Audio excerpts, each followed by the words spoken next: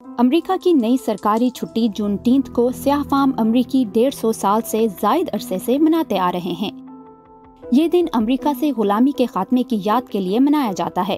اسے جون 19، 1866 کو پہلی بار منایا گیا۔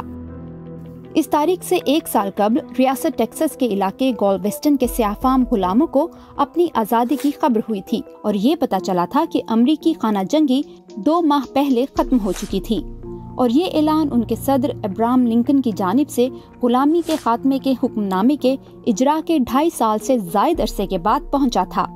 1866 سے اب تک یہ دن گلویسٹن میں ہر سال منایا جاتا رہا ہے، جس میں ملک کے مختلف علاقوں اور شہروں میں تقریبات منعقد کی جاتی رہیں۔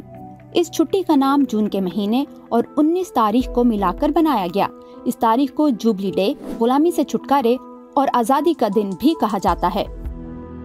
اسے رشتہ داروں کو اکٹھا کر کے پریڈز اور تقریبات منعقد کر کے منایا جاتا ہے۔